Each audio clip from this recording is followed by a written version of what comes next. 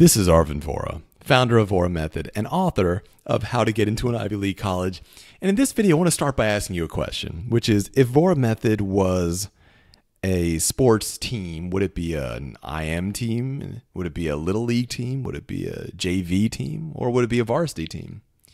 The answer, obviously, is that if Vora Method was a sports team, it would be the Olympics. This is the most intense academic training on earth. There is no SAT program anywhere like it, not in any country, not in any state. That's why people come from so many different states all over the world to do this level of training. This is the most intense training of its kind. There is nothing that is even slightly close to it. But part of that level of training means that you need to bring the appropriate level of intensity. Now, maybe during the consultation, you didn't really get the message, or maybe you didn't realize that this is going to be as intense as it is. So I just want to make sure that we clear everything up over here.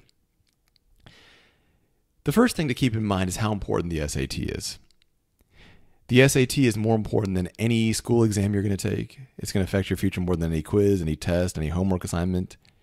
In fact, your SAT score is going to affect your future more than all of your school homework, all of your school quizzes, tests, exams, projects, everything combined. In other words, your SAT matters more than all of school. If you get straight Fs and a high SAT score, we can work with that. And that gives you a fighting chance to get into a top tier college. But if you have straight A's and a low SAT score, there's nothing, even with all of our college essay experience, there's nothing we can really do to help that. Your SAT score matters more than all of school. So whatever level of intensity you think is appropriate for school, multiply that by about 1,000, and that's the level of intensity that you need at Vora Method. Now, sometimes when people get a little too comfortable at home, they say like, oh, I'm at home, I'm just going to slack off. Maybe they sit in a couch or just slouch around, music in the background, parents coming in, distracting you. That is not the right way to do Vora Method. Here's something to keep in mind about school. A school year is going to take 9 months. Whether you work hard or medium or slowly, it'll take 9 months. Vora Method is not like that. It's not a fixed length of time. There's a fixed amount of stuff you need to do, but the length of time can be all over the place. We've had students in Vora Method that didn't bring the intensity. They just slacked off and goofed off, and they spent 6-7 years, tens of thousands of dollars, never completed the checklist, never got a high SAT score. Not because they couldn't do it, because they're too busy goofing off. We've had other students that were not any smarter, didn't know any more things coming in, but they just brought their highest level of intensity.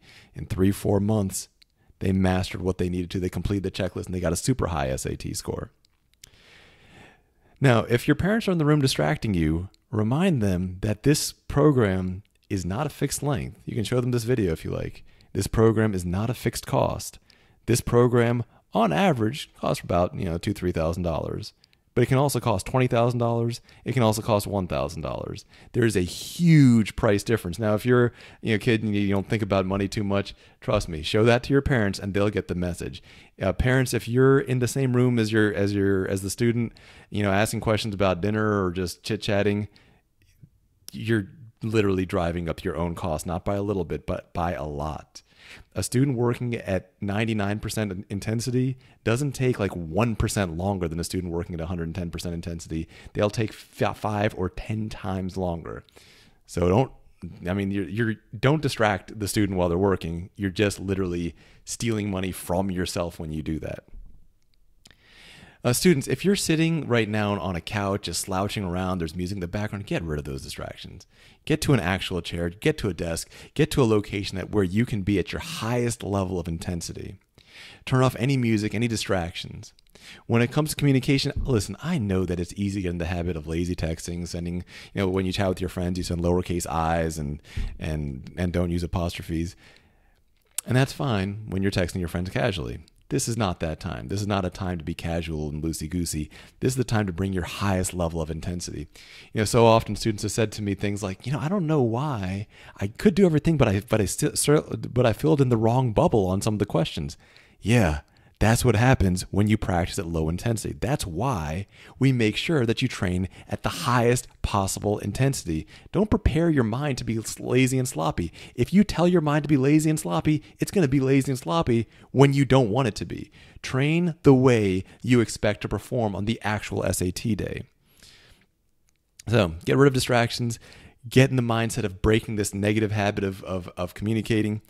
And here's the thing. If you can develop the intensity and the focus to break a bad habit like lowercase i's or no apostrophes, you're going to have the same intensity. You can use that same intensity to build good habits, good math habits, good reading habits, good grammar habits, good training habits. And that's what's going to lead to a higher SAT score, higher skills, and more opportunities.